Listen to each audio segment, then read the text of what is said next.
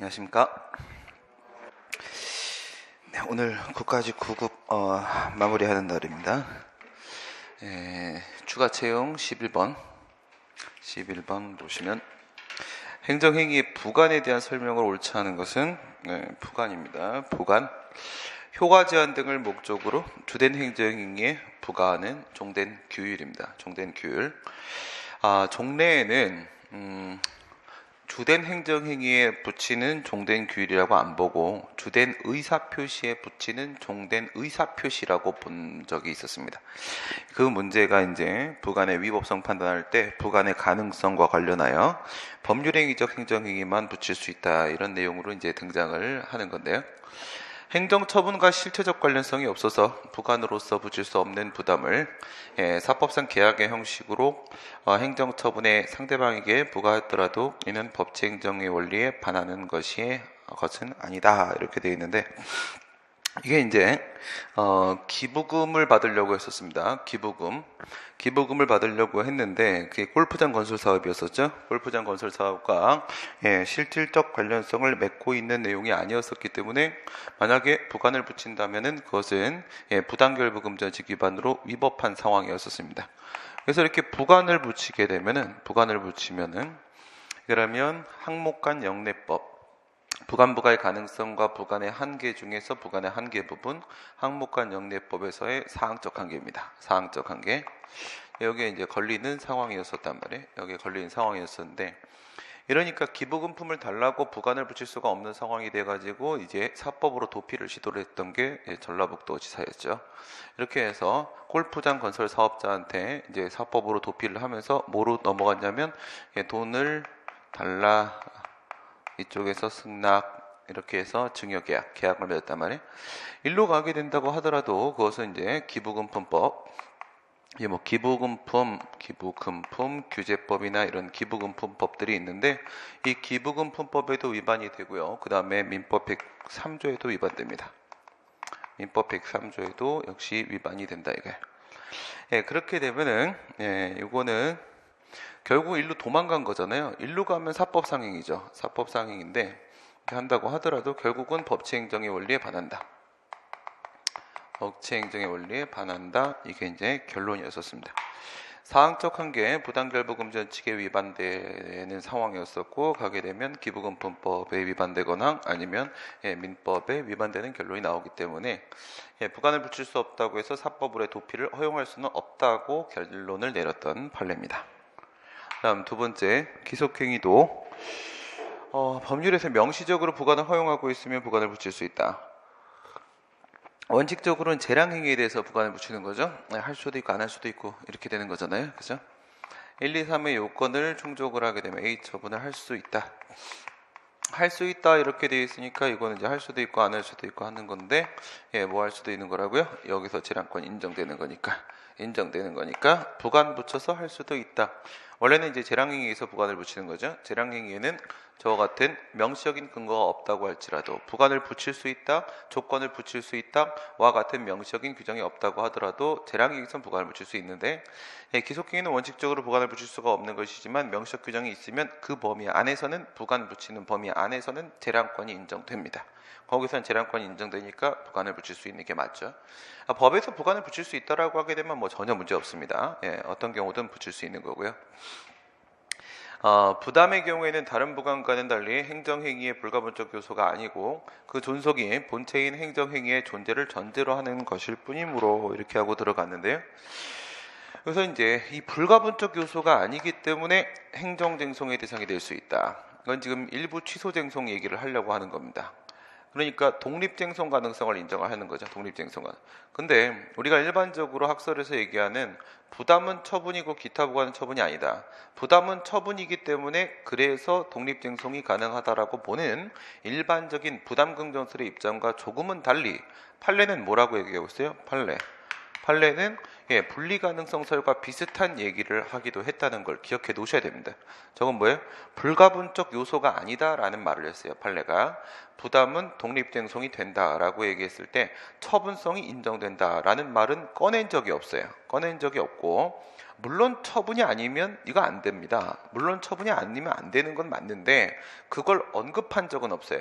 언급한 적은 없고 판례는 오히려 불가분적 요소가 아니다. 우리가 일반적으로 독립 취소 가능성에서 다루는 그 분리 가능성에 대한 판단 기준을 독립쟁송 쪽에서 언급한 듯한 인상을 주고 있습니다. 이 표현을 썼다는 걸 기억하시고, 그다음 부담이라고 하더라도 그 존속이 본체인 행정행위의 존재를 전제로 하는 것이다.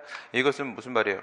이거는 기타 부관이든 부담이든 간에 부관의 부종성의 특징은 부정할 수가 없습니다. 부종성, 주된 행위의 효력은 종된 행위의 효력에 의존된다. 그래서 종된 행위의 효력은 주된 행위의 효력에 의존된다.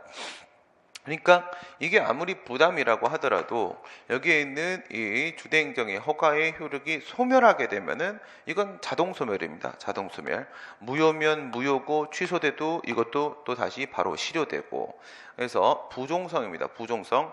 종된 행위의 효력은 주된 행위의 효력에 의존된다라는 부종성의 특징만큼은 부담도 역시 갖는 건 맞아요.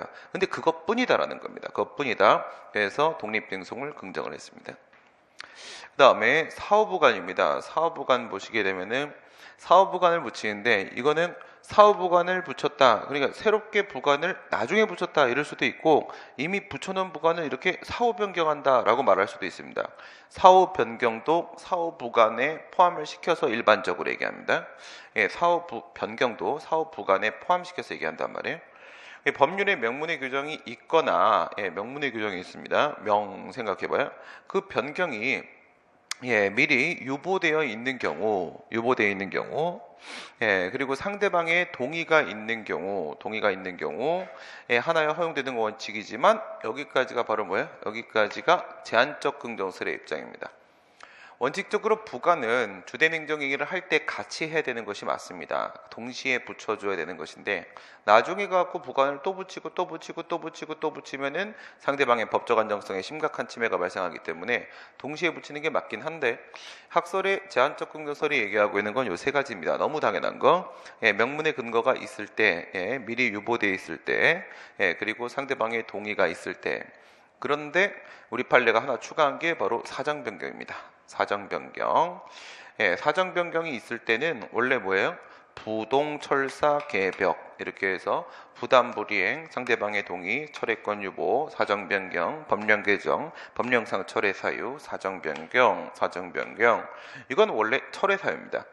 사정 변경이 있다라고 해서 허가를 아예 철회시키는 것보다는 하나의 부관을 더 붙이는 것이 상대방 국민에게 오히려 유리합니다. 오히려 유리하기 때문에 사정 변경으로 인하여 당초에 부담을 부과한 목적을 달성할 수 없게 됐을 때는 그 목적 달성에 필요한 범위 내에서 예외적으로 허용될 수도 있다. 요거가 하나가 추가가 되고 있다입니다. 그래서 명유의사 이렇게 기억하시면 됩니다. 명유의사 그러면 명의의사 그러면 이름이 있는 의사는 사후 변경을 할 수 있다. 이름이 있는 의사게 되면은 그러면 사후부관을 붙일 수 있다.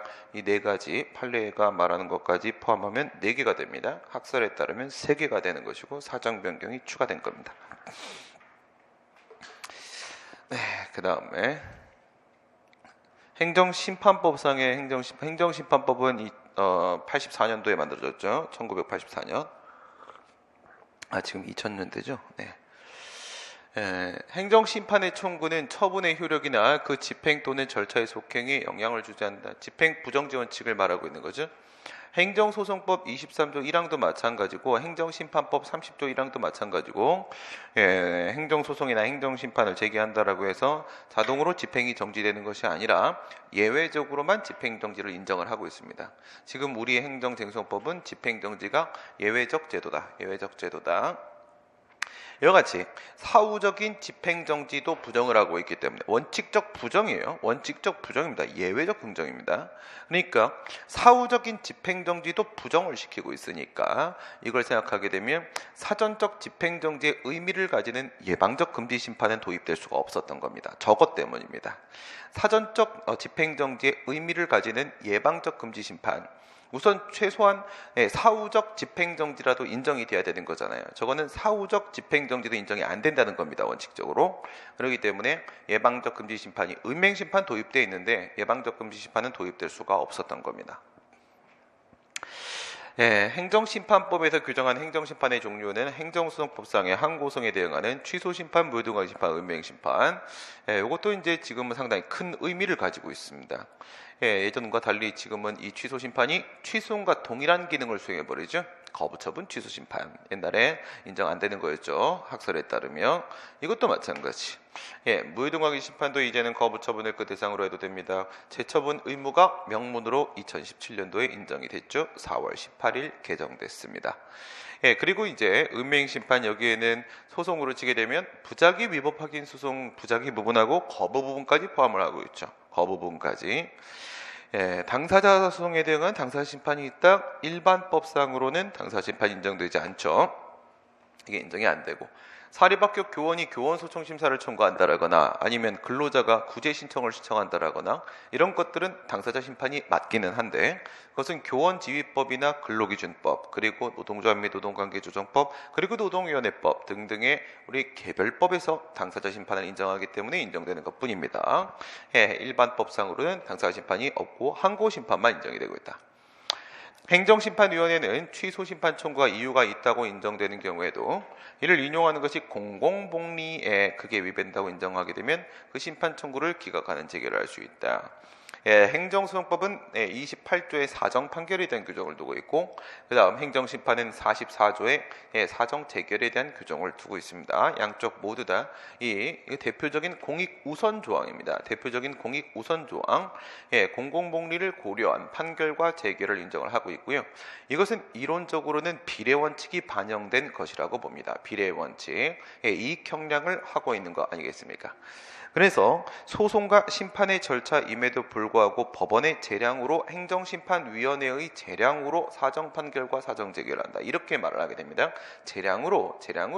그러면 법원이 든 행심이든 재량권 행사를 한다. 그러게 되면 가장 보충적인 불문법 원리로서 비례원칙 당연히 적용될 수 있는 것이고요. 이건 비례원칙이 반영된 거라고 보고 있고 우리 행정심판에서도 사정재결이 인정되고 있는데 또 특이한 부분은 뭐가 있냐면 무효등각의 심판에 인정 안 되는 것은 행정소송과 마찬가지인데요. 여기에는 의무이행심판에는 사정재결이 인정됩니다. 소송에서 부작위 위법 확인 소송에는 사정판결이 인정이 안 되죠. 그런데 심판에서 의무이행심판에는 사정재결이 인정됩니다. 둘의 차이는 뭐냐? 부작위 확인 소송은 절차적 심리만 가능하다. 의무이행심판은 실체적 심리까지도 가능하다라는 부분 거기서 차이가 발생하기 때문에 그렇습니다. 실체적 심리할 수 있어야지 실체적 이익의 형량을 할 수가 있습니다. 행정심판 청구에 대한 재결이 있으면 그 재결에 대하여 다시 행정심판을 청구할 수 없다. 그렇죠? 세 가지죠.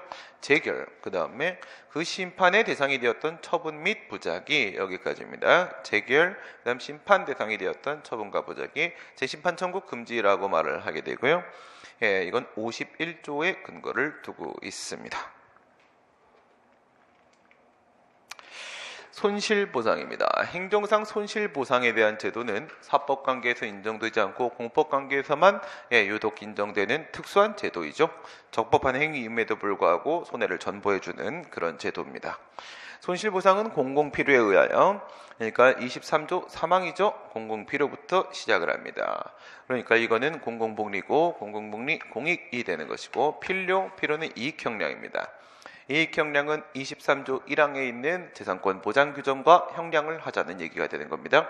사익으로서의 재산권과 형량을 했을 때 저 공익이 저 사익으로서의 재산권 침해를 정당화할 정도로 월등히 우월할 때 공용 제약으로서의 재산권 제약을 할 수 있다는 전제가 깔리면서 행정작용에 의하여 사인에게 발생한 특별한 희생에 대한 전보이므로 이 얘기는 그 이론적 근거를 공용수용설, 은혜설, 기득권설 등에서 찾는 것이 아니라 특별희생설을 전제로 이론적 근거를 논의하겠다라고 이야기를 하면서 재산권의 침해로 인한 손실이 특별한 희생에 해당하여야 한다. 특별희생설을 취했으면 특별한 희생이 있어야 되는 것은 물론 이겠고요. 특별한 희생이 없으면 23조 2항의 사회적 제약에 그치게 되는 것이며 특별한 희생이 있으면 23조 3항의 공용 제약에 해당을 하게 되는 것입니다. 공익사업을 위한 토지 등의 취득 및 보상에 관한 법률상의 손실보상은 원칙적으로 토지 등 현물로 보상을 해야 되며 현금으로 보상하는 것은 다른 법률에 특별한 규정이 있는 경우에 예외적으로 허용된다. 토지보상법에 보게 되면 이게 거꾸로 되어 있죠. 거꾸로 되어 있습니다. 원칙적으로는 현금으로라고 되어 있습니다. 법에 보면 현금으로 지급해야 된다. 금전 보상이 원칙인 것이고 현물 보상은 예외적으로만 가능한 것입니다. 거꾸로 저것은 이제 현금으로 지급하는 금전 보상의 원칙입니다. 이건 법에도 나와 있는 내용이고요. 당해 공익사업으로 인한 개발이익을 손실보상액 산정에서 배제하는 것은 손실보상액 산정, 이건 뭘 말하는 거예요? 요거 말하는 거죠. 정당보상. 정당보상. 헌법 제23조 3항에서 공공필요에 따른 재산권의 수용, 사용, 제한 및 그에 대한 보상은 법률로서 정당한 보상을 지급하여야 한다라고 해서 보상은 반드시 필요하고 그 다음에 그 기준은 정당한 보상 수준이어야 된다라고 했습니다. 정당한 보상이라고 하고 있는 것은 그 주관적 가치를 평가하는 대인적 보상이 아니라 그 물건의 객관적 가치를, 재산권의 객관적 가치를 평가하는, 물론 물건에 국한되는 건 아니죠. 그 객관적 가치를 평가하는 대물적 보상의 원칙입니다. 대물적 보상. 그리고 상당한 보상이 아니라 완전 보상을 해야 된다라고 판례는 보고 있죠. 완전한 보상. 그러니까 그 물건에 대한 재산권에 대한 객관적 가치를 보상을 해야 되는 것인데 그 객관적 가치, 대물적 보상의 범위 내에 이게 포함되냐 이겁니다. 개발이익이. 그러니까 사업 시행자가 여기다 공익사업을 하려고 투자를 하게 되죠. 투자를 하게 되면 당연히 땅값이 상승합니다. 지가 상승을 동반하게 돼 있고 그 지가 상승에 따른 개발 이익까지도 얘한테 줘야 되는 것이냐, 그것이 대물적 보상의 범위 내에 포함되는 것이냐라고 했을 때 그렇지 않다라고 보는 거죠. 이것은 그 피수용자로서의 토지 소유자 등의 어떠한 노력이나 그의 금전 투자를 통해서 발생한 이익이 아니라 이건 사업 시행자가 발생시킨 이익입니다. 토지 소유자가 발생시킨 이익이 아니고요. 사업 시행자가 발생시킨 이익이 있기 때문에 이건 토지 소유자의 몫이 아닙니다. 저건 사업 시행자가 가져야 될 겁니다. 저건 사업 시행자 몫이지 토지 소유자 몫이 아니기 때문에 이건 토지 소유자가 받을 수 있는 보상 범위 안에 포함될 수 있는 건 아닙니다. 그렇기 때문에 20조에 토지보상법 20조에 있는 사업 인정 고시가 된 다음에 발생한 땅값 상승, 그죠? 사업 인정 이후에 발생한 땅값 상승은 개발 이익이며 그 개발 이익은 공제하고 나머지 금액만 주는 겁니다. 나머지 금액만 현재 가액에서 저 개발 이익 뺀 나머지 금액 거기까지가 정당 보상이 되는 겁니다. 이주 대책은 이주자들에게 종전의 생활 상태를 회복시키기 위한 생활 보상의 일환이면 뭐가 더 있다는 얘기죠. 생활 보상이라는 거, 종전 생활 상태 유지라는 생활 보상이라는 것은 이주 대책과 함께 생활 대책이라는 게 있죠. 생활 대책. 이주 대책은 주거의 문제가 되는 것이고 생활 대책은 영업의 문제가 되는 것이었습니다. 국가의 정책적인 배려에 의해서 마련된 제도이므로 정책적 배려에 의해서 마련됐다. 그 말은 무슨 말이에요? 의무사항이 아니다 라는 얘기입니다. 의무사항이 아니다. 그러니까 위로 올라가면 이 정당보상의 범위 안에는 이 생활보상은 포함되지 않는다 이겁니다. 이 생활보상은 위에는 정당보상으로서 그 재산권에 대한 객관적 가치 보상 이미 다 해준 겁니다. 다 해주고 이건 옵션입니다. 옵션 더해주는 겁니다. 더해주는 거니까 추가로 해주는 거니까 정책적 배려에 의해서 제공되는 것이고요. 이주대책의 실시 여부는 입법자의 입법 정책적 재량의 영역에 속한다. 그래서 생활보상을 해줄 것이냐 말 것이냐에 대한 문제는 뭐로 봐야 된다? 입법자가 결정할 문제다 이겁니다. 입법자가. 이건 재량입니다. 다만 사업 시행자에게 있어서는 사업자에게는 기속사항이 현재 되고 있죠. 왜냐하면 여기서 재량을 부여했는데 입법자가 토지보상법에서 이주대책을 기속 의무로 규정을 해버렸단 말이에요. 그러니까 사업 시행자에게는 이제는 기속사항이 되어버리는 겁니다. 그래서 입법자는 재량사항이 되는 것이고 이주대책이 사업자는 기속사항이 되는 것이고 두 개를 구분을 하셔야 됩니다. 그 다음에 14번 행정행위에 대한 설명으로 옳지 않은 것은 기속행위에 대한 사법심사는 법원이 그 사실 인정과 관련 법규의 해석 적용을 통한 일정한 결론을 도출한 후에 그 결론에 비추어 행정청이 한 판단에 적법 여부를 독자적 입장에서 판정하는 방식에 의하게 된다. 이것은 기속행위와 재량행위에 있어서 적극적 심사를 할 것인가 소극적 심사를 할 것인가에 대한 문제를 말하는 것이죠. 기속행위는 적극적 심사가 가능하고 재량행위는 소극적 심사만 가능하다 이겁니다. 기속행위라고 하게 되면 법률 효과 부분은 아무것도 없는 겁니다. 없는 거고 요건만 판단이 필요한 거죠. 그러나 재량행위라고 하게 되면 요건에 대한 판단, and 효과에 대한 판단 여기까지 필요한 겁니다. and 여기에는 요건에 대한 부분은 법원의 전속적인 판단 영역입니다. 요건은 법원의 전속적 판단 영역이라고 했습니다. 법이라고 하게 되면 요건을 말하는 것이고 이 법에 대한 전속적 판단 권한은 법원이 가지고 있는 것이기 때문에 즉 기속행위에 대해서는 거침없이 심사할 수 있습니다. 그래서 적극적 심사로서 이건 대체 판단 방식이죠. 대체 판단 방식. 그래서 본인이 도출한 결론과 다른 결론을 도출한 경우에는 무조건 위법이 되는 것이고 재량의 경우에 있어서는 법원은 그 재량의 일탈 남용 여부만 그것이 있는지만 소극적으로 지켜보게 됩니다. 구원자력법, 지금은 원자력 안전법, 구법은 원자력법, 지금은 원자력 안전법. 원자로 및 원자력 발전소 얘기하는 거죠. 관계시설의 부지사전 승인 처분은 부지사전 승인을 별도로 사전에 신청할 수 있다. 부지 승인을 사전에 신청할 수 있다는 규정이 원자력 안전법에 있습니다. 그래서 부지사전 승인이 따로 나올 수가 있는 겁니다. 따로 신청 안 하면 안 나옵니다. 신청 안 하면 그냥 바로 원자력 발전소 건설허가 신청하면 부지사전 승인이라는 건 그냥 스킵입니다. 스킵. 신청하면 나올 수 있다라고 되어 있습니다. 그 자체로서 건설 부지를 확정하고 이건 바로 뭐예요? 원자력 발전소의 부지의 안전성입니다. 부지의 안전성이라는 요건 부분에 대한 사전적 확인 행위이기 때문에 사전 결정의 성격을 띠고 라는 얘기고요. 사전 공사를 허용하는 이건 뭐예요? 부분적 완결허가, 사전적 확인행위, 사전 결정, 부분적 완결허가, 부분허가. 그래서 이건 바로 공사로 들어갈 수 있습니다. 들어갈 수 있고, 이와 같은 단계적 행정 결정은 처분이라고 인정하죠. 처분이라고. 법률 효과를 지닌 독립된 행정 처분이다. 맞는 말이고요. 귀하허가입니다. 귀하허가 공무원 임명 또는 국공립학교 입학 허가 결정이라는 것은 포괄적 법률관계, 권리관계를 설정해주는 신분 설정행위, 특허죠. 특허. 권리능력, 권리관계에서 권리관계를 설정해주는 특허입니다. 특허는 원칙적으로 재량이죠. 폐기물 처리 사업 허가 이런 건 특허인데도 불구하고 기속입니다. 채석허가 이런 거는 허가인데도 불구하고 재량입니다. 아무리 그렇다고 할지라도 허가는 기본권 관련성 정도가 크기 때문에 법률로만 기본권을 제한할 수 있는 거니까 행정청이 재량으로 제한할 수는 없는 것이기 때문에 허가면 원칙적으로 기속인 것이고 특허면 원칙적으로 재량인 것입니다. 이건 원칙대로 갑니다. 외국인에게 대한민국 국적을 부여함으로써 국민으로서의 법적 지위, 대한민국 국민으로서의 지위를 신분을 설정을 해주게 되는 거죠. 포괄적으로 설정해주는 행위이므로 이제 이렇게 되면 우리나라 법에 적용을 받습니다.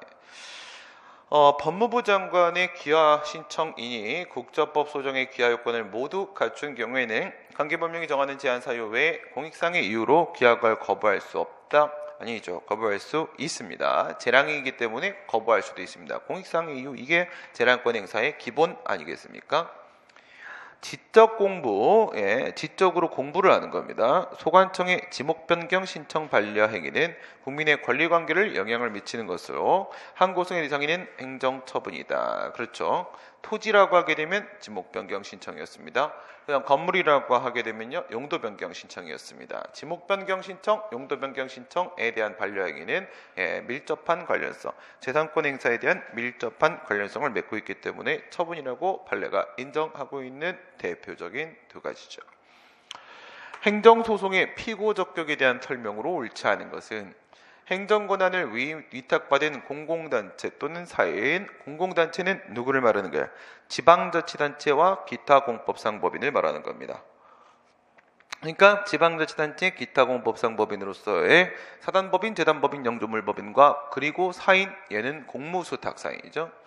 자신의 이름으로 처분을 한 경우에는 그 공공단체 또는 사인이 항고송의 피고가 되는 것이다. 여기서 얘기한 건 위탁받았다라고 그죠? 위탁받았다. 그러면 위탁받은 공무를 공행정 사무를 수행하는 범위 내에서만 행정 주체이자 행정기관이자 행정청의 지위가 인정되는 거죠. 이런 친구들을 우리가 바로 기능적 의미의 행정청이라고 말을 하고 있었던 겁니다. 행정소송법, 행정심판법, 행정절차법과 같은 실정법상 행정청은 그것은 작용법상 행정청이며 광의행정청이죠. 이거를 포함합니다. 그것이 아니라 강학상 행정청은 조직법상 행정청으로서 협의행정청이죠. 둘의 차이가 바로 이겁니다. 기능적 의미 행정청을 포함하냐 마냐에 따라서 그것이 광의냐 협의냐가 달라지는 것이죠. 납세 의무 부존재 확인 소송은 공법상 법률관계 그 자체를 다투는 소송이므로 과세처분청이 아니라 그렇죠? 이건 당사자 소송입니다. 당사자 소송. 당사자 소송이고 만약에 세금부가 고지가 있었다라고 하게 되면 행정청의 처분 등을 원인으로 하는 법률관계에 대한 당사자 소송이 되는 것이고요. 과세처분청이 아니라 이렇게 되면 항고소송이죠. 행위소송은 행위주체를 피고로 하는 거고 권리소송은 권리주체를 피고로 합니다. 이거는 당사소송은 법률관계를 다투는 거기 때문에 권리소송이고요. 상대방 쪽이 권리주체가 돼줘야 됩니다.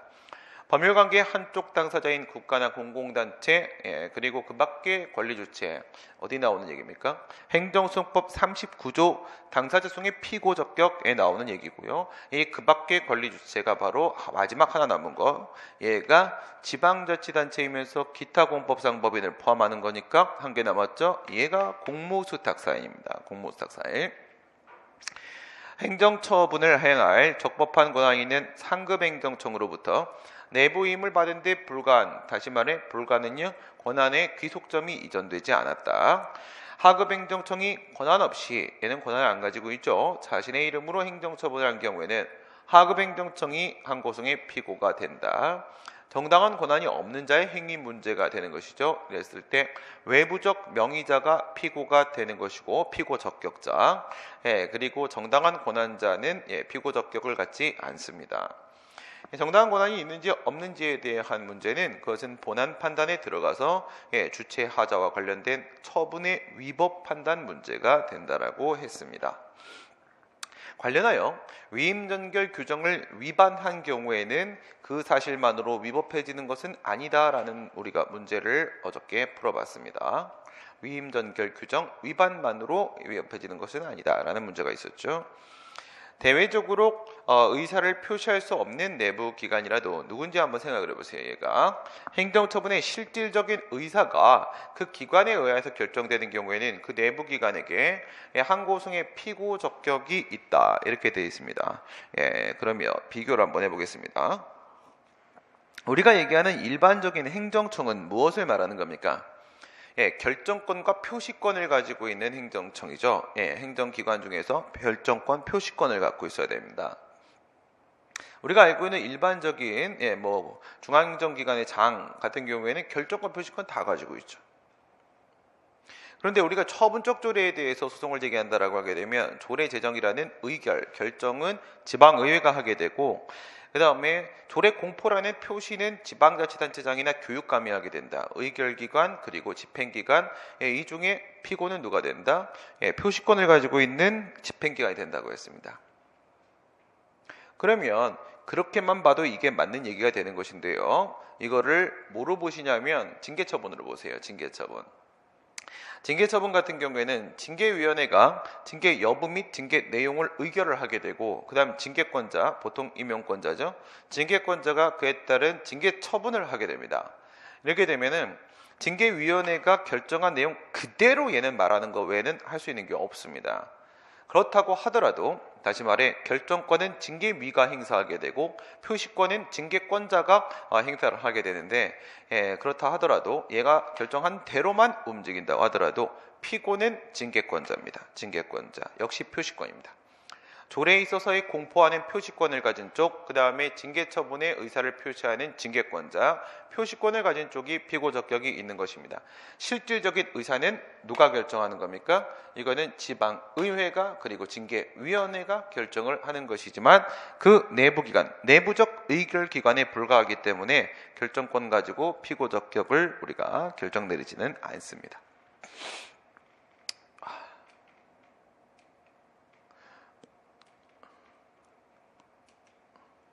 다음 사례에 대한 설명으로 옳지 않은 것은 식품위생법에 따르면 식품 접객업자 여러 가지 종류가 있죠. 일반 음식점 업자도 있겠고요. 단란주점 업자, 유흥주점 업자, 제과점 영업도 있겠고, 휴게 음식점 영업도 있겠고, 여러 가지가 있을 수 있습니다. 청소년에게 주류를 제공하는 행위를 금지하고 있습니다. 판매 얘기하는 거죠. 이를 위반할 경우에 관할행정청이 영업허가 또는 등록을 취소하거나 6개월, 여기는 6개월입니다. 도로교통법은 1년이고 기간을 정하여 그 영업의 전부나 일부를 정지할 수 있다. 영업허가 취소 앤드 영업정지, 그 다음 영업소 폐쇄명령도 나오는데 영업소 폐쇄명령은 이제 생략돼 있고, 관할행정청이 영업허가 또는 등록의 취소를 하는 경우에 청문은요, 행정절차법 22조 1항이죠.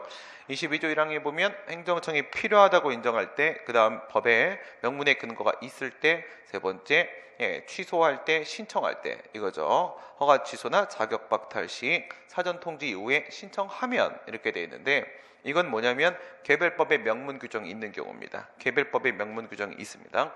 식품위생법은 행정절차법의 세 번째 게 추가되기 전에도 명문 근거를 두고 있었습니다. 허가 취소 등을 할 때는 청문을 반드시 실시하라 이렇게 돼 있었어요. 식품 접객업자인 갑은 영업장에서 청소년에게 술을 팔다가 적발이 되었고 관할행정청 을은 청문 절차를 거쳤다. 절차 하자는 없죠. 영업허가 취소 처분을 하였습니다. 첫 번째, 불령인 식품위생법 시행규칙의 위반행위의 종류 및 위반행위에 따른 횟수, 가중요건 얘기하는 거죠. 가중요건, 횟수는 무조건 가중요건입니다. 1회, 2회, 3회 가중요건이잖아요. 행정처분의 기준을 구체적으로 정하고 있는 경우에 재량준칙 중 가중요건이고요. 행정처분의 기준은 행정기관 내부의 사무처리 준칙을 규정한 것에 불과하여 법적 구속력이 인정되지 않는다. 법규 플러스 행규죠. 법규명령 형식의 행정규칙입니다. 시행규칙은 헌법 95조에 있는 법규명령 형식 맞고요. 내용은 사무처리 기준입니다. 사무처리 기준, 그중 처분 기준, 그중 제재처분 기준, 그중에 재량준칙, 그중에 가중요건입니다. 따라서 사무처리 기준이고요. 내용은 행정규칙이죠. 여기서 판례는 시행령과 시행규칙을 차별하고 있습니다. 시행령은 법규명령으로 인정하고 시행규칙은 법규명령이 아니라 행정명령에 불과하다 이렇게 말을 했죠. 갑이 청소년에게 주를 제공한 것이 인정되더라도 요건은 갖췄다. 영업허가 취소 처분의 요건은 인정이 되고 있다. 영업허가 취소 처분으로 인하여 갑이 입게 되는 불이익이 공익상 필요보다 막대한 경우에는 영업허가 취소 처분이 위법하다고 인정될 수 있다. 비례원칙 위반이죠. 식품위생법 75조 1항의 내용입니다. 75조 1항에서 영업허가를 취소하거나 6개월의 범위 정지하거나 영업소 폐쇄 명령을 할 수 있다라고 되어 있습니다. 할 수 있다. 그러니까 제재 처분을 할 수도 있고 안 할 수도 있는 거고, 그 중에서 취소든 정지든 폐쇄 명령이든 또 선택할 수 있는 거고, 또 그 중에서 정지 중에서도요, 다시 정지를 전부 정지, 일부 정지, 그 다음에 6개월을 보면서 기간 정지, 선택 재량까지 다 인정이 됩니다.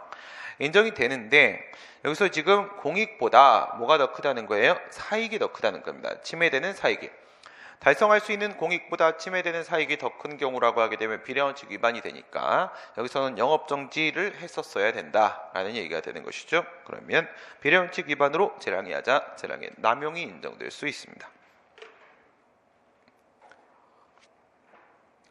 을이 청문을 실시할 때 청문서 도달 기간을 준수하지 않았는데 이건 무슨 말이에요? 사전 통지가 제때 이루어지지 못했다.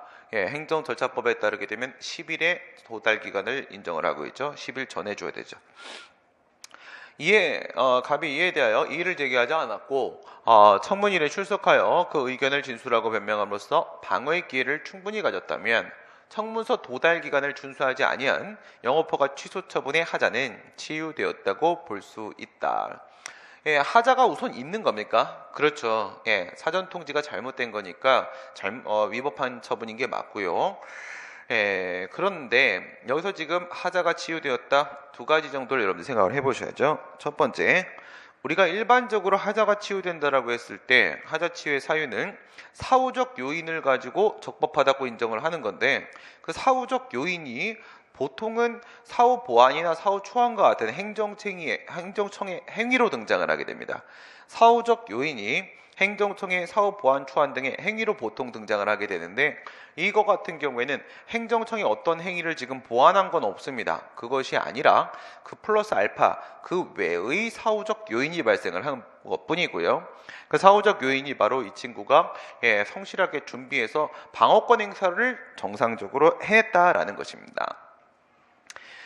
이것은 사전 통지와 청문, 그리고 청문의 10일이라는 시간을 보장을 하는 것은 국민의 방어권을 보장하기 위한 것인데, 방어권 보장이 완전히 다 이루어졌다는 것이죠.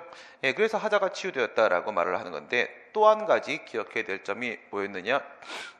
이거는 이유제시와 같이 처분을 할 때 동시에 이루어지는 처분 절차가 아니라 처분 이전에 행해지는 처분 절차가 바로 사전 통지와 의견 청취이기 때문에, 사전 통지와 의견 청취는 원칙적으로 하자치유라는 게 논의질 수가 없는 영역입니다.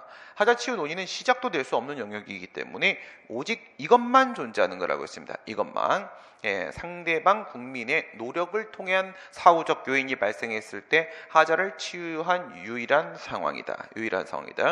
처분 이전 처분 절차에는 원칙적으로 처분 이후 사후 보완 등을 통한 하자 치유가 인정될 수 없는 게 맞는 겁니다.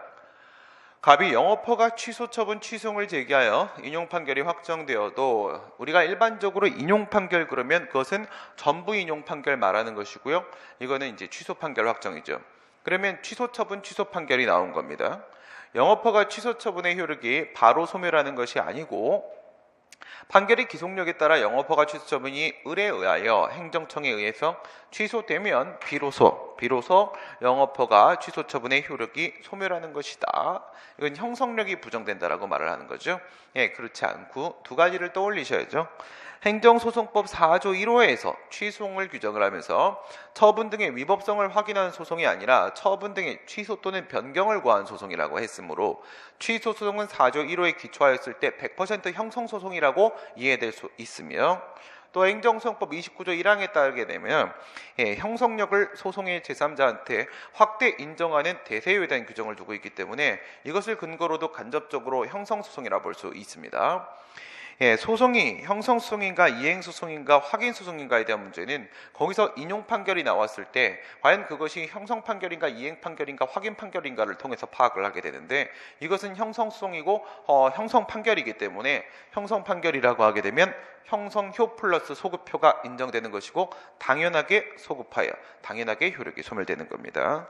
별도의 처분청의 행위를 기다릴 것은 없다라고 판시하죠. 17번. 행정 절차에 대한 설명으로 옳지 않은 것은, 행정청은 식품위생법 규정에 의하여 영업자 지위승계 신고 수리 처분을 함에 있어서, 지위승계 신고 수리입니다. 지위승계 신고는 신고 요건에 무엇이 포함되느냐? 형식적 요건으로서의 기재사항 구비 서류는 물론이거니와 유효한 양도계약 체결이라는 내용적 심사가 필요한 실질적 요건이 포함되므로 수리를 요하는 신고에 해당할 것이며, 그에 따른 수리는 당연히 처분이죠. 준법률 행위적 행정소 수리에 해당을 하는 것이 맞고, 판례에 따르게 되면 이것은 영업자의 변경이라는 의미를 갖는다고 하였으므로 그 수리는 양도인에 대한 영업허가 철회와 함께 양수인에 대한 신규 영업허가의 의미를 동시에 가질 수가 있습니다. 종전에 영업자에 대해서 양도인 얘기하는 거죠. 행정절차법상의 사전 통지를 하고 의견 제출 기회를 주어야 한다. 두 가지 측면을 생각을 하셔야 되는 겁니다. 첫 번째, 여기에는 뭐가 포함되어 있는 것이라고요?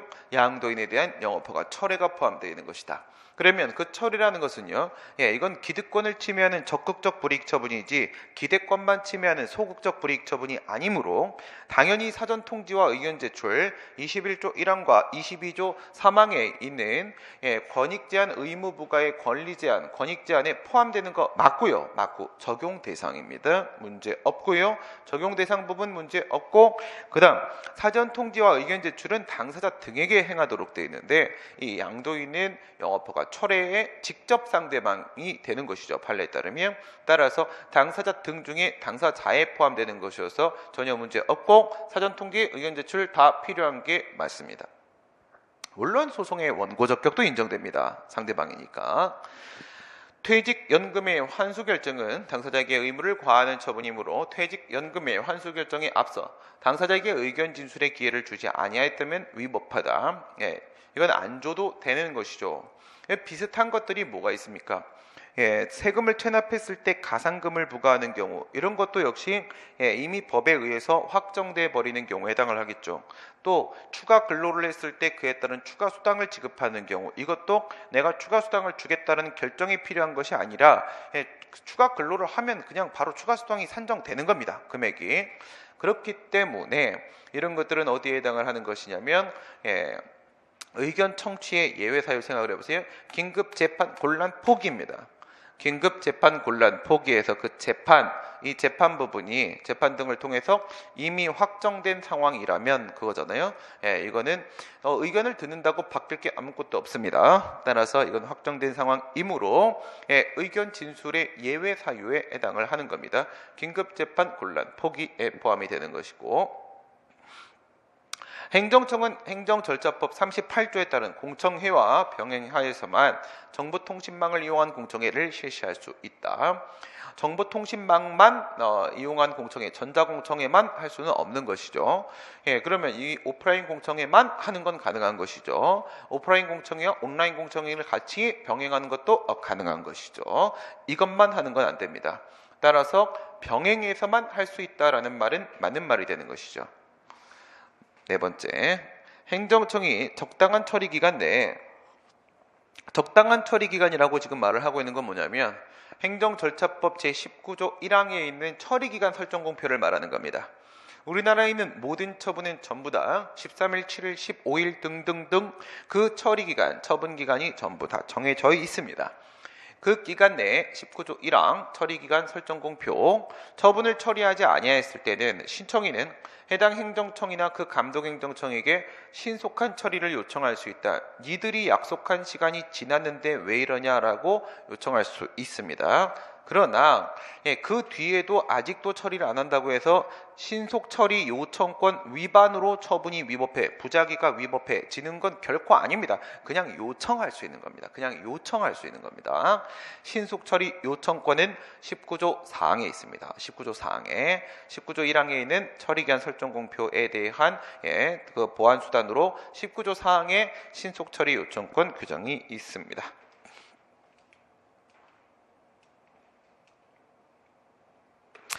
18번. 갑은 행정청 A가 보유관리하는 정보 중 을과 관련이 있는, 무슨 말이에요? 을과 관련이 있는 정보 주체다 라는 얘기죠. 정보 주체다. 정보를 4번 교부의 방법으로 4번 복사본 달라고 지금 여기서 공개 방법을 선택 지정을 해 놓은 겁니다. 공개 방법을 이미 선택 지정해서 공개 청구를 해 놓은 것이죠. 그렇게 들어가게 되면 지금 정보 공개에 있어서의 뭐가 포함돼요? 내용이 포함되고 방법이 포함되고 둘 다 포함된 겁니다. 그럼 이거는 정보공개청구권 1, 이건 정보공개청구권 2 이렇게 정보공개청구권이 인정이 되고 있는 것이죠. 통구를 하였다. A는 갑이 총괄 4번 교부의 방법이 아닌 열람의 방법으로 정보를 공개할 수 있는 재량을 가진다. 그냥 서울에 살고 있는 사람 을에 대해서 서울에 있는 기관에 대해서 소재지가 서울입니다. 제주도에 살고 있는 갑이라는 사람이 4번 교부를 좀 해달라고 했더니 와가지고 봐라 뭐 이렇게 하면 되겠습니까? 안 되겠죠. 그렇죠? 이거는 뭘 말하는 거예요? 정보공개청구권의 범위 안에는 정보공개 내용과 함께 방법도 역시 포함되는 것이고, 방법을 지정한 경우에는 정보공개법이 인정하는 예외 사유가 아닌 이상에는 원칙적으로 그에 따라 공개를 할 수밖에 없습니다. 공개 방법에 대한 선택재량은 공공기관이 가지고 있지 않다 이거죠. 갑은 정보의 주체인 을로부터 의견을 들은 결과, 의견을 들었다고요? 이건 뭘 말하는 거예요? 정보공개법 21조 1항에 있는 비공개 요청 말하는 겁니다. 비공개 요청. 그러면 정보 주체인 을은 자신의 정보에 대한 공개 청구가 누군가로부터 들어왔다는 사실을 어떻게 알게 되는 것이냐? 그것은 정보공개법 11조 3항에 따른 제3자에 대한 사전 통지 규정이 있기 때문에 그렇습니다. 그래서 갑이 A에게 을에 대한 정보를 공개해 달라고 하게 되면 공공기관 A는 정보공개법 11조 3항에 따라 을 정보 주체에게 지체 없이 사전 통지를 해줘야 됩니다. 이거는 공개 청구 사실을 알려주는 겁니다. 공개 청구 사실을. 그러면 그 다음에 21조 1항에 따라서 비공개 요청을 할 수가 있고요. 그런데 을이 비공개 요청을 한 경우에 했는데 의견을 들은 것 이건 같은 말이고요. 했는데 A는 정보를 공개할 수 없다. 공개할 수 있습니다. 그러니까 비공개 요청을 했음에도 불구하고 을의 정보를 공개하게 된 경우에는 공개 결정을 하게 됐을 때는 그 21조 2항에 뭐라고 되어 있냐? 21조 1항의 비공개 요청에도 불구하고 공개를 할 때는 그에 따른 불복 방법 등을 알려줘야 된다라고. 그래서 공개를 결정했다는 사실과 불복 방법을 알려주라고 되어 있습니다. 알려주라. 그 얘기는 공개를 할 수 있다는 말인 거죠. 공개를 할 수 있다는 말인 겁니다. 그러니까 여기서의 인지 과정이 두 개가 있습니다. 인지 과정이 두 개가 있는데 11조 3항에 따른 문제는 공개 청구 사실을 인지하게 돼서 비공개 요청으로 나아가게 되는 것이고 그 다음 두 번째 21조 2항에 있는 것은 공개 결정 사실을 인지하게 돼서 이의 신청 행정심판 행정소송의 불복 방법, 불복으로 나아가게 되는 것입니다. A가 내부적인 의사결정 과정임을 이유로 정보 공개를 거부하였다가 정보공개 거부 처분 취소의 계속 중에 개인의 사생활 침해 우려를 공개 거부 사유로 처분 사유 추가 변경에 추가적 변경하는 것은 허용되지 않는다. 네, 처분 사유 추가 변경에 대한 문제인데 여기서는요 실태상 한계로서 기본적 사실관계 동일성이 인정되는지에 대한 문제가 지금 핵심입니다. 왜냐하면 이 뒤에 있는 개인의 사생활 침해에 대한 문제가 발생할 소지 이것이 이 거부 처분 이후에 새롭게 발생했다라는 사정은 없습니다. 그러니 처분사유 추가 변경의 시간상 한계의 문제는 관련성이 없고 실체상 한계의 문제로서의 기사동만 보시면 되는데 정보공개법 9조 1항 1호부터 8호까지 비공개 사유들이 제시가 되어 있고 그 중에 1호는 변수입니다. 1호는 변수기 때문에 1호 빼고 2호부터 8호까지 2호부터 8호까지의 문제는 전부 다 기사동이 인정 안 됩니다. 기사동이 인정 안 됩니다. 그래서 1호에 들어오게 되면 뭐예요? 법률이나 대통령령이나 조례에서 공개할 수 없다 이런 언급이 들어오는 거 아니면 1호 문제가 아니면 정보공개에서는 처분사유 추가 변경은 무조건 안 됩니다. 기사동이 다 깨집니다. 갑이 공개 청구한 정보가 갑과 아무런 이해관계 없는 경우라면 정보공개가 거부되더라도 갑은 이를 항고소송을 다툴 수 있는 법률상 이익이 없다. 법률상 이익이 있다가 결론이 되는 것이죠. 우리 판례에 따르게 되면 이 정보공개 청구권이라는 것은요 그 정보와의 자기 관련성을 요구하지 않는다고 했습니다. 자기 관련성을 요구하지 않는다. 따라서 이 정보와 직접적 관계를 맺고 있는지 그렇지 않는지의 문제는 없는 겁니다. 개별적 정보공개 청구권만 인정되는 게 아니라 일반적 정보공개 청구권이 폭넓게 인정되고 있고 그것은 정보공개법 5조 1항에서 모든 국민이라는 표현으로서 완전히 정착을 시켜놓은 상태입니다. 판례 입장에 의할 때 행정소송의 대상인 행정처분에 해당하는 것 공익사업을 위한 토지 등의 취득 및 보상에 관한 법률상 공익사업 시행자가 하는 이주대책 대상자 확인 결정 앞에서도 이주대책 생활보상이 잠깐 등장을 했죠. 사업 시행자에게 있어서는 이주대책의 수립 실시는 기속사항, 의무사항이라고 말씀을 드렸습니다. 이 확인 결정을 통해서 비로소 그 상대방에게 수분양권이 인정이 된다. 수분양권 네 글자가 중요한 것이죠. 수분양권이 인정되는 것이기 때문에 이것은 처분이 맞습니다. 처분이 맞는 거고 이것을 일반적으로 학자들은 준법률 행위적 행정에서 확인이라고들 많이 보고 있습니다. 공무원 연금관리공단이 퇴직연금의 수급자에 대하여 공무원 연금법령의 개정으로 퇴직연금 중 일부 금액의 지급정지 대상자가 되었음을 통보하는 행위 지급정지 대상자가 되었다고 통보했다라고 지금 표현을 했습니다. 뭐 좋은 표현이네요. 좋은 표현이네요. 이건 처분이 아니다라는 말을 하려고 작정하고 지금 말을 한 겁니다. 원래는 뭐였습니까? 미지급분에 대해서 전월보다 적게 지급된 부분에 대해서 미지급분에 대한 추가 지급 신청을 했고, 그 추가 지급 신청에 대한 지급 거부를 한 겁니다. 지급 거부를. 근데 그 지급 거부의 의미가 뭐밖에 안 된다. 법령에 따라 지급 정지 대상자라는 거 통보한 것밖에 안 된다라고 했으니까 지금 이거는 처분이 아니다라고 지금 웅변을 하고 있는 중인 겁니다. 어떻게 보는 거냐? 만약에 지급 자체가 거부가 됐으면 그 지급 결정이 준법률의 이율 순서 확인, 처분이기 때문에 그때는 거부 처분에 대한 취소를 제기하는 게 맞습니다. 지급 자체가 거부가 되었다면. 근데 그것이 아니라 지급 결정은 나왔는데 그런데 금액이 일부 감경된 상황이다라고 하게 되면 준법률행위이기 때문에 법령과 연동되는 문제가 되는 것이고, 여기서는 당사자송이 들어가야 되는 것이지 항고송이 들어가는 게 아닌 겁니다. 지급 자체가 거부된 건지 아니면 지급이 정지된 건지 두 개를 보셔야 되는 거예요. 아예 안 준 건지 일부 감액된 건지 두 개를 보셔야 되는 것입니다.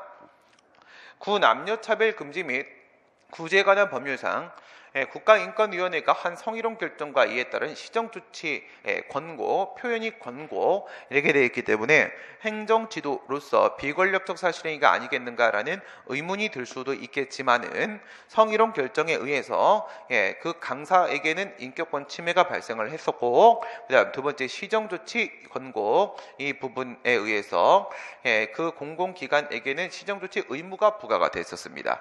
여기에 있는 성희롱 결정과 시정조치 권고는 함께 나오는 겁니다. 분리돼서 나오는 것이 아니라 두 개는 결합돼서 하나의 행위다 이겁니다. 결합돼서 하나의 행위다. 저 결합 안 되면 아무 의미 없습니다. 그렇죠? 성희롱 결정만 한다고 하면 그거 아무 의미 없는 거고요. 성희롱 결정이 없는데 시정조치를 권고할 수가 없는 거고요. 두 개는 결합해야만 의미를 가질 수가 있는 겁니다. 결합해서 하나의 행위고, 이 부분에서도 권리위험에 영향 미치고 이 부분에서도 권리위험에 영향 미치고 그렇게 되는 겁니다. 공무원 시험 승진 시험입니다. 승진 시험 후보자 명부에 등재된 자에 대하여 이전에 징계 처분을 이유로 승진 후보자 명부에서 삭제하는 행위 이거는 경찰 쪽입니다. 경찰 쪽. 경찰 쪽 강의를 제가 이제 그만둔 지 한 1년, 2년 돼가는데, 지금 제 카페에 가면 막 갑자기 수백 명이 막 몰려들고 있어요. 며칠 동안 안 들어가다가 들어가 보니까 사고가 나가지고요. 사고가 그쪽에 원래 제가 이제 1등을 잡고 있다가 놓고 나오는데 사건이 있어서 나오긴 했지만 나왔는데 그 지금 계신 분들이 사고를 쳐가지고요. 지금 계신 분들이 죄송한 얘기지만 행정법 강의를 해보신 분들이 아닙니다. 해보신 분들이 아닌데 그 좀 작전 세력에 의해서 만들어진 강사여갖고 그래서 내용 다 틀리고 그래가지고 이번에 사고가 크게 나가지고 승진 시험에 그래서 책 써달라 강의해달라 막 그러는데 계속 전 답변을 하고 있습니다. 공무원만 하겠습니다. 전 강의 안 합니다. 이제 그쪽 강의 안 합니다. 상처를 너무 많이 받았다. 작전 세력의 공격 이런 거 더 이상 받고 싶지 않다. 그 사건입니다. 이 사건. 그냥 학생이든 강사든 편한 마음으로 공부에 집중을 했을 때 점수가 나오고 강의가 만들어지고 하는 것인데 작전하는 학원, 작전하는 세력 잠시 그들과 함께 있을 때 뭐 돈을 벌고 어떤 인지도를 얻을 수 있을지 모르겠지만 그러면 결국 또 그들은 또 상처를 사람들에게 주게 돼. 결국 학생들한테 지금 피해를 준 거잖아요. 학생들한테. 그렇죠? 그러면 안 됩니다. 사람들이. 상처가 많은 리을에서 안 풀겠습니다. 미음. 질서위반 행위규제법에 따라 행정청이 부과한 과태료 처분. 과태료 처분은 60일 안에 이의 제기를 하게 되면 비송사건 절차법에 따른 과태료 재판을 하게 되죠. 그래서 행정소송의 대상인 처분은 아닌 겁니다. 상처가 치유됐기 때문에 풀어보겠습니다. 보시면 지금 상처를 참고 있는 중인데 마음 같아서는 학생들이 지금 안타깝잖아요. 공부할 수 있는 책도 없고 그동안 자신들이 봤던 책이 다 틀린 책이라는 것을 이제야 깨달았고 그렇게 말해줘도 믿지 않더니 그거 아니라고. 그거 보면 떨어진다고 그렇게 말을 해도 내가 그 강의 듣는 거 아니라고. 예, 그 사람 처음 보는 사람이라고. 지금 검증도 안 됐고 어디서 오신 분인지 학교가 어딘지 아무도 모른다고. 하지 말라고 그렇게 말을 했는데, 그렇죠? 이 수업은 절대 그분들이 안 듣기 때문에 말해보는 겁니다만, 네. 네, 그렇게 안 믿더니 결국 한 대 맞고 이런, 참 마음 아프고. 그래서 옛날 같았으면은 좀 무리를 해서라도 책을 쓰고, 예, 뭐 그쪽은 제가 원고가 다 있기 때문에, 예, 하나 뭐 한 10페이지만 더 쓰면 좋아하거든요. 네, 좋아하시거든요. 한 문제 정도만 더 집어넣어도 제 책이 거기선 제일 잘 팔리고 제일 좋은 책이어서 그게 뭐 출판해드릴 수도 있죠. 해드릴 수도 있는데, 그러면 문제가 돼요. 이유가 뭐냐면, 뭘 해드리면 또 기대가 생겨서 또 그럼 이 강의도 해주세요, 또 채점도 한번 해주세요, 이렇게 들어오기 시작하면 공무원 강의 아예 못합니다. 아예 못합니다. 냉정하게 대응을 하는 게 맞죠. 승진은 들어가시게 되면, 공무원들이 승진을 하게 되면 기본적으로는 심사 방식으로 하게 되는데, 심사가 아니라 시험 방식으로 하는 경우도 있습니다. 시험 방식으로. 일부가 승진 시험을 통해서 승진을 할 수도 있습니다. 근데 이 부분이 이제 공무원 내부 승진 시험이 있는 건데, 경찰 사건입니다, 이 판례가. 근데 경찰 쪽은 이 승진 시험이 상당히 중요합니다. 상당히 큰 의미를 갖고 있어요, 그분들에게는. 그래서 이 시험을 봤는데, 여기서 이제 시험을 보게 되면은 여기서 이걸 가지고 뭐라고요? 시험 승진 후보자 명부. 예, 이 명부에다가, 명부에다가 등재를 합니다. 명부에다가 이렇게 등재를 한단 말이에요. 시험 본 사람들 이름을 적어준다고요. 시험 본 사람들 이름을 적어주는데, 여기서부터 이제 1등, 2등, 3등, 4등, 5등, 6등 이렇게 순서를 매긴단 말이에요. 등수대로. 그 명부에다가 등수대를 매겨놓고 나서, 만약에 이번 우리 쪽 지방경찰청에서 뭐 4명을 뽑는다, 뭐 이런 경우들이 있어요. 뭐 그래서 뭐 저쪽에 뭐 여수 뭐 이런 데 가게 되면 그쪽에 광주청, 그러면 막 1년에 2명 뽑고 막 이럽니다, 승진으로.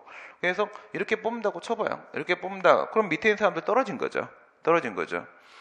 그런데 문제는 뭐냐면, 이렇게 등재가 되어 있는 상황에서 우리 파면해임 강등정직 감봉견책 있죠. 파면해임 강등정직 감봉견책 이렇게 들어왔을 때, 파면해임 강등정직 여기까지가 중징계고 감봉견책이 이게 경징계 아니겠습니까? 그래서 감봉 이상, 어디 갔어요? 예, 감봉 이상 여기서부터 잡아가지고 위쪽으로 이렇게 하면 중징계. 감봉 플러스 중징계입니다. 그냥 견책 정도는 넘어가 주겠다 이겁니다. 그런데 이 감봉 이상의 징계를 받은 경우에는 승진이 될 수가 없어요. 감봉 이상의 징계를 받으면 시험을 통한 승진이 불가능하게 되어 있습니다. 불가능하게 되어 있어요. 그리고 나서 지금 이 사람이 뭘 받았다고 쳐볼까? 이거 뭐 정직을 받았다고 쳐보세요. 정직을 받았습니다. 정직을 받으니까 이 명부에서 그 사람 이름을 삭제한 거예요. 삭제를 해버렸습니다. 만약에 여기 이 사람 2등이었다고 쳐봐요. 이 사람 삭제가 됐어요. 그럼 결국 이 3등이 합격을 했겠죠? 3등이 1, 3, 이 사람이 2등이 돼가지고 합격을 했겠죠? 이거 삭제가 이루어진 다음에 요 삭제 후에 결국 어떻게 되냐면 승진 거부 처분이 나온 겁니다. 승진 거부가 된 거예요. 그러면 저 명부에서 시험 승진 후보자 명부 삭제 행위 때문에 이게 거부가 된 거냐, 그거예요. 만약 그런 거라면 저 삭제 행위가 처분이 맞는 거죠. 근데 그게 아니라, 이러면 원래 승진이 안 되는 거라니까. 징계를 받게 되면 승진이 안 되는 거라고요. 시험 성적이 좋아도 이게 지금 소극적 요건이에요. 소극적 요건이기 때문에 승진이 안 되는 겁니다. 원래 안 되는 건데, 그냥 내부적으로 자기들 이제 누구 합격시켜야 될지 판단하는 데 있어서 헷갈리지 않으려고 그냥 지운 거예요. 이름 두면은 헷갈리니까 그냥 내부적으로 삭제하는 게 아무 의미 없는 내부행위입니다. 아무 의미 없는. 됐고, 마지막 문제. 행정계획. 국토계획 및 이용에 관한 법률상의 도시군 계획 시설 결정에 이해관계 있는 주민에 의한 도시군 계획 시설 결정 변경 신청에 대해 관할 행정청이 거부한 경우에 그 거부 행위는 항고성의 대상이 되는 행정처분에 해당한다. 그렇죠? 네. 이건 지금 뭘 말하는 거예요? 네, 여기 있구나. 국토계획법상 도시군 계획시설 결정에 이해관계가 있는 주민이죠. 이해관계가 있는 주민에 의한 도시군 계획시설 변경 신청에 대해서 거부를 했다. 이게 바로 우리가 알고 있는 국토계획법상 계획 변경 폐지 등에 대한 위반 제한권 규정입니다. 위반 제한권.